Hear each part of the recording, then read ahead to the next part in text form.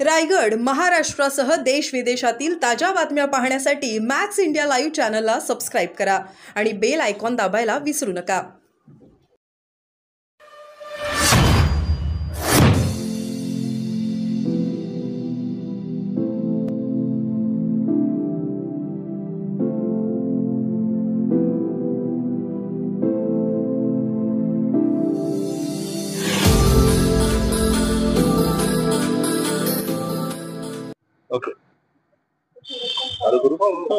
Okay मी advocate निवृत्ती चापके Wadia college प्रकरणामध्ये सध्या जे आपल्या सर्वांना माहिती आहे त्या प्रकरणामध्ये पीडितेतर्फे आम्ही इंटरव्ह्युनर म्हणून काम करणार आहोत आणि त्या घटनेमध्ये अतिशय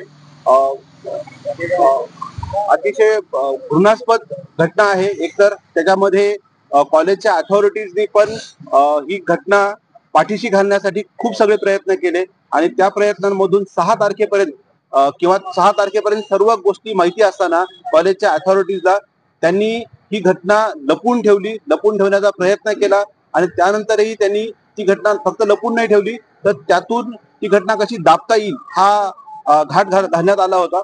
पण त्यानंतरही 6 तारखेच्या पर्यंत जेव्हा ही घटना माहिती होती त्यांना तर ती घटना त्यांनी उजागर केली नाही किंवा पोलिसांपर्यंत घेऊन गेले नाहीत आणि त्यामुळे 12 तारखेला त्या पीडितेवर अजून एकदा अत्याचार झाला। तर हा आमचा एक कन्सर्न होता आणि आम्ही त्यासाठी पोलीस मशिनरीला परत आम्ही ह्या गोष्टी सांगत होतो। पीडितेच्या घरच्यांनी, आईनी, वडिलांनी या स्टेटमेंटमध्ये ही गोष्ट देण्याचा प्रयत्न केला की आम्ही काय करतो आहोत किंवा काय सांगण्याचा प्रयत्न करतो आहोत, पण ते स्टेटमेंट रेकॉर्ड करण्यासाठी टाळाटाळ होत होती। हे दुःखद रित्या आम्हाला सांगावं लागते की ती टाळाटाळ होत होती। रात्रभर पोलिसांनी त्यांना बसवून ठेवलं होतं। ही अतिशय दुःखद घटना आहे आपल्या पुण्यासारख्या ठिकाणी घडलेली। तर त्या केसमध्ये आम्ही तुम्हाला आमंत्रण दिलं होतं की हा आवाज जो आहे तो जनतेपर्यंत पोहोचवावा, तर तुम्ही आलात इथे त्यासाठी थँक्यू। आणि आता अशी सिच्युएशन आहे की पोलिसांनी आम्हाला प्रॉमिस केलं आहे की आम्ही योग्यरित्या इन्व्हेस्टिगेशन करू आणि आम्ही जो काही न्याय द्यायचा आहे तो आम्ही देण्याचा पूर्णरित्या प्रयत्न करू। तर त्यामुळे आम्ही आता जी काय आपली परिषद बोलवली होती त्यासाठी आम्ही खाली आलो की सांगण्यासाठी हे की आता त्याची गरज भासणार नाहीये असं वाटतंय तरी या सिच्युएशनला, पण तरीही आपण जागरूकपणे इथपर्यंत आलात, आम्हाला सहकार्य केलं त्यासाठी खूप खूप धन्यवाद। आणि ह्या ज्या घृणास्पद प्रकार आहे तो उजागर होण्यासाठी आणि सतत आपल्या समोर ठेवण्यासाठी समाजामध्ये आता म्हणालात की कॉलेजला गेले होते पण कॉलेजने पुढे पोलिसांना कळवलं नाही आणि त्यानंतर या कालावधीत त्या पीडित मुलीवर पुन्हा अजून एकदा अत्याचार झाला। अतिशय काय झालं, केव्हा झालं? 6 तारखेला त्यांच्या काउन्सिलर पर्यंत ही न्यूज गेली होती, कॉलेजच्या काउन्सिलर पर्यंत ही न्यूज गेली होती की काय प्रकार झालाय। आणि तुम्हाला तर माहिती आहे की त्यामध्ये व्हिडिओ रेकॉर्डिंग झालेला आहे आणि ती व्हिडिओ रेकॉर्डिंग त्यांच्या डायरेक्टर मंडळापर्यंत सुद्धा गेली होती, परंतु अतिशय घाणेरड्या प्रकारे त्यांना तिथल्या तिथे दाबण्याचा प्रयत्न केला गेला।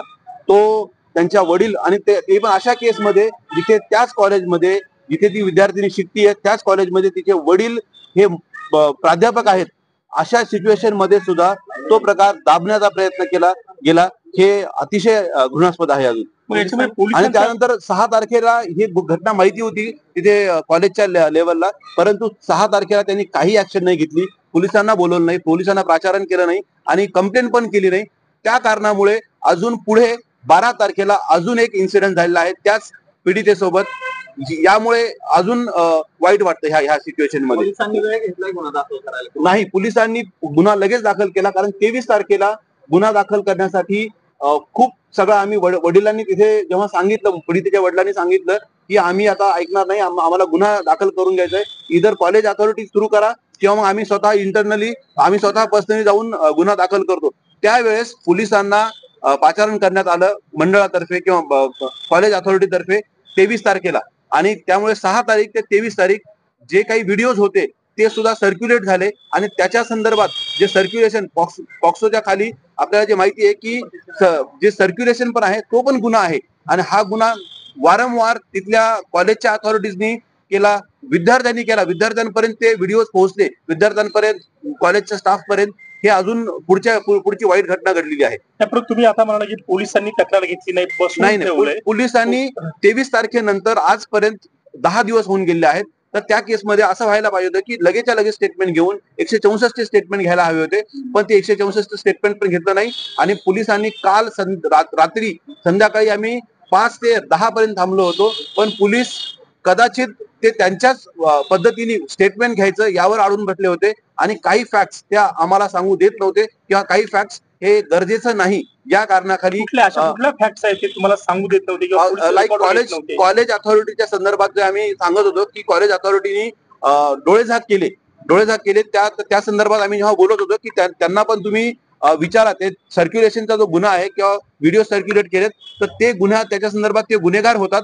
तर त्या संदर्भात जेव्हा आम्ही बोलायला गेलो तर त्या संदर्भात पोलिसांनी इन्व्हेस्टिगेटिंग मशिनरी सपाट सांगितलं आम्हाला की ह्या आम्ही गोष्टी इन्क्लूड करणार नाही, ह्या एफआयआरच्या बाहेरच्या आहेत.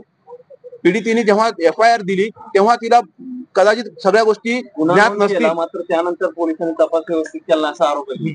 तपास व्यवस्थित केला नाही असा आरोप नाहीये, पण जेव्हा आम्ही गोष्टी सांगतोय तेव्हा ऐकून घेण्याची मानसिकता नव्हती असं माझा आरोप आहे. 23 ते 10 दिवस झाले तर पीडितेचा स्टेटमेंट जबाब अजूनही नोंदवला नाहीये. पीडितेचा स्टेटमेंट जबाब नोंदवलेला आहे पोलिसांसमोर, पण 164 अजून झालेलं नाही की अशा केसमध्ये विदिन नो तेव्हा तिला कदाचित सगळ्या गोष्टी ज्ञात नसतील. मात्र त्यानंतर पोलिसांनी तपास व्यवस्थित केला असा आरोप आहे. तपास व्यवस्थित केला नाही असा आरोप नाहीये, पण जेव्हा आम्ही गोष्टी सांगतोय तेव्हा ऐकून घेण्याची मानसिकता नव्हती असं माझा आरोप आहे. 23 ते 10 दिवस झाले तर पीडितेचा स्टेटमेंट जबाब अजूनही नोंदवला नाहीये. पीडितेचा स्टेटमेंट जबाब नोंदवलेला आहे पोलिसांसमोर, पण 164 अजून झालेलं नाही की अशा केसमध्ये विदिन नो टाइम 164 स्टेटमेंट व्हायला पाहिजे, ते अजून केलेलं नाहीये. 164 स्टेटमेंट म्हणजे नेमकं काय होणं अपेक्षित आहे? 164 स्टेटमेंट यासाठी असतं की जे काही पोलिसांसमोर आपण हे करतो, स्टेटमेंट घेतो, तर ते इनएडमिसिबल असतं. त्या केसमध्ये असे स्टेटमेंट 376, 354, 498 अशा केसेसमध्ये, सिरियस केसेसमध्ये, वुमन अॅट्रॉसिटीच्या केसेसमध्ये ते स्टेटमेंट JMFC कोर्टनी, ज्युडिशियल मॅजिस्ट्रेट कोर्टनी घ्यायला हवे. तर ते स्टेटमेंट अजून रेकॉर्ड केलं गेलेलं नाही. काय मागणी आहे? काय म्हणणे? आई वडिलांचं म्हणणं आहे की आम्हाला न्याय हवाय. पोलीस जे लिहून घेत नव्हते त्याचे कोणते मुद्दे आहेत? पोलीस आई वडिलां एफआयआर मध्ये अगोदर इनिशियल स्टेजला जे काही प्रकरण कॉलेजमध्ये होतं आणि जे काही सर्क्युलेशन झालेत व्हिडिओज ऑडिओज, तर त्या सर्क्युलेशन संदर्भात आमचं हे पण म्हणणं होतं की कॉलेज अथॉरिटीला पण गुन्हेगार करावं, त्यांच्यावर पण गुन्हा नोंदवून घेण्यात यावा, कारण त्यांनी तो प्रकरण घेतलं नाही आणि त्यांनी ते प्रकरण दाबण्याचा प्रयत्न केला. काय मागणी आहे, पण काय करायला पाहिजे? आमचं हेच म्हणणं आहे की प्रकरण अतिशय काळजीपूर्वक पाहावं आणि त्याला न्याय मिळेल याच्यासाठी प्रयत्न करावे. कॉलेज प्रशासनाला वाचवण्याचा प्रयत्न करते असं तुम्हाला म्हणायचं काही प्रकारे?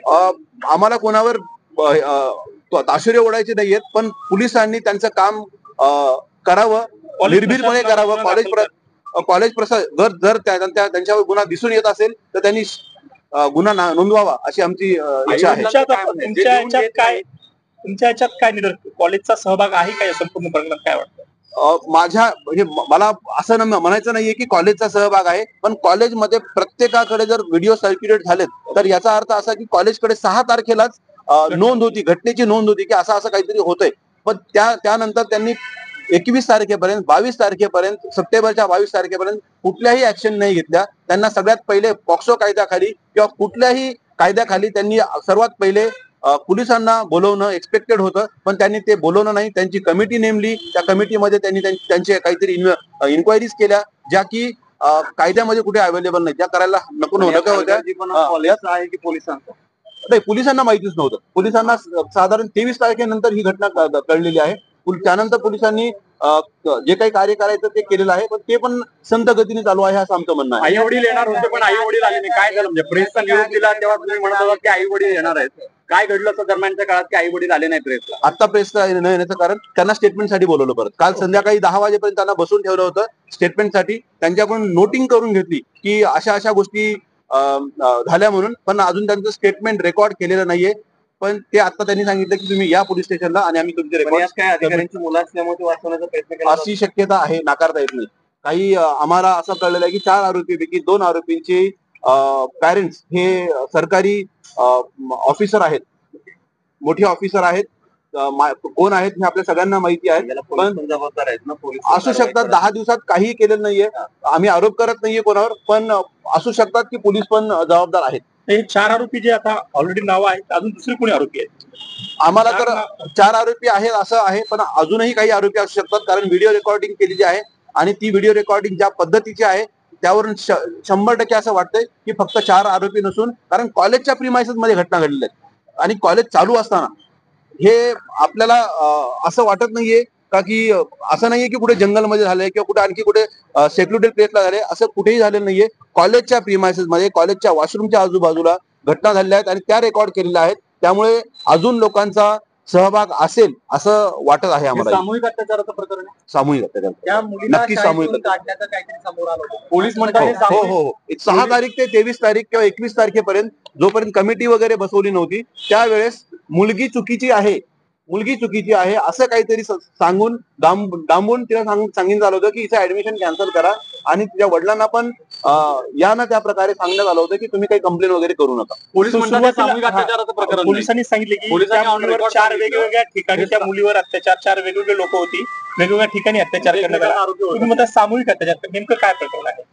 व्हिडिओ जे काही बोललं जात आहे की व्हिडिओ ज्या प्रकारचे आहेत त्यावरून 4 लोकांनी ऍट अ टाइम ह्या घटना घडवलेली आहे, घटना केलेली आहे हे नक्की आहे आणि ते सामूहिक अत्याचारच गृहीत धरला जायला पाहिजे.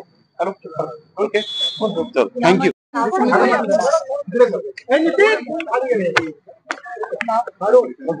त्यांना पण माझं नाव ऍडव्होकेट अर्चना बोरे आहे. या प्रकरणामध्ये स्त्रीमुक्ती आंदोलन संपर्क समिती ही पुणे जिल्हा आणि महाराष्ट्रातल्या राज्यातल्या ज्या काही महिला संघटना संस्थांचं कोलिशन आहे त्याच्यातर्फे आम्ही इथे उपस्थित आहोत. आमची भूमिका या घटनेच्या निमित्तानं आम्हाला नागरिकांपर्यंत पोहोचवायची आहे. दुर्दैवाची गोष्ट ही आहे की आज त्या पीडितेला आणि तिच्या आई वडिलांना प्रेस समोर यावं लागणार होतं. चांगली गोष्ट आहे की काही निमित्तानं ते टळलं, पण आपल्या समाजामध्ये परिस्थिती इतकी बिकट आहे की स्वतः तक्रारदार स्त्रीला, ती अल्पवयीन मुलगी असेल तर त्या मुलीला लोकांसमोर येऊन सांगावं लागतंय की माझ्यावर अत्याचार होत आहे. ही अत्यंत निषेधाची गोष्ट आहे. हे प्रकरण घडत असतानाच्या काळात आणि गेल्या काही दिवसांमध्ये बलात्काराला फाशी द्या, बलात्काराला रस्त्यावर आणा, लोकांच्या हाती द्या अशा घोषणा केल्या जातात आणि एन्काउंटर करणाऱ्यांचा उदो केला जातो. आम्हाला या घटनेच्या निमित्तानं एन्काउंटर आणि माणसांना मारण्याच्या प्रवृत्तीचा निषेध करायचा आहे. या घटनेतून आणि अनेकदा हे सिद्ध झालेलं आहे की एन्काउंटर केल्यामुळे बलात्काराच्या प्रकरण कमी होत नाहीत, बलात्काराच्या घटना कमी होत नाहीत. फाशीसारखी, देहदंडासारखी शिक्षा दिल्यामुळे महिलांवरचे अत्याचार कमी होत नाहीत, हेच पुन्हा पुन्हा सिद्ध होत आहे. आणि म्हणून स्त्रीमुक्ती आंदोलन संपर्क समितीतर्फे आम्ही अशी शासनाकडे मागणी करतो की या प्रकरणामध्येच नाही तर एकंदर स्त्रियांच्यावर होणाऱ्या लैंगिक अत्याचारामध्ये शासनाने डोळ्यात तेल घालून चौकशी केली पाहिजे. शासनाने पब्लिसिटी खेचणारी घोषणा न करता तातडीनं तक्रार नोंदवली जाणं, तातडीनं पुरावे गोळा करून चौकशी होणं, कसून चौकशी होऊन ते न्यायालयासमोर येणं आणि द्रुतगती पद्धतीनं तक्रारदार महिलेला न्याय मिळणं हे सातत्याने शासनाने केलं पाहिजे. एका बलात्काराला फासावर चढवून, एका बलात्काराला बंदुकीच्या गोळीनं उडवून बलात्काराचे प्रकरण थांबणार नाही. मुद्दा असा आहे की आपल्याकडे कायदे अनेक आहेत. स्त्रियांच्या चळवळीनं मागणी करून चांगले कायदे आलेले आहेत. वर्मा समितीच्या रेकमेंडेशन्स नंतर सुद्धा कायद्यांमध्ये बदल घडलेले आहेत. पण दुर्दैवाची गोष्ट आहे की या कायद्यांची अंमलबजावणी योग्य तऱ्हेने होत नाहीये. याच प्रकरणाचं उदाहरण द्यायचं म्हटलं तर मॅन्डेटरी रिपोर्टिंग ही प्रोव्हिजन पोक्सो कायद्यामध्ये आहे, पण शैक्षणिक संस्थेत माहिती असतं मुलींवर अत्याचार होत आहेत, अत्याचार कोण करतंय हे पण माहिती असतं, पण तातडीनं पोलिसांकडे त्याची माहिती देणं, त्याच्यावर कारवाई होण्यासाठी योग्य ते सहकार्य पोलीस यंत्रणेला करणं हे जर शैक्षणिक संस्थांकडून झालेलं नसेल तर शैक्षणिक संस्थेच्या विरोधात शिक्षण विभागाने सुद्धा योग्य ती काळजी घेतली पाहिजे. कार्यवाही केली पाहिजे आणि न्यायालयीन चौकशी पण याच्या संदर्भात झाली पाहिजे. आपल्याला अनेकदा दिसतंय की महिलेवर तक्रारदार मुलीवर आणि तिच्या पालकांवर दबाव आणला जातोय. त्यामुळे याच्याबद्दल तटस्थ समिती नेमून याच्या चौकशीची आणि कार्यवाहीची देखरेख झाली पाहिजे. न्यायालयाने यासाठी पुढाकार घेऊन मॉनिटरिंग केलं पाहिजे की याची तटस्थ चौकशी होतीये किंवा नाही आणि तक्रारदार महिलेला तातडीनं न्याय मिळवून दिला पाहिजे, हे आमची मागणी आहे. धन्यवाद.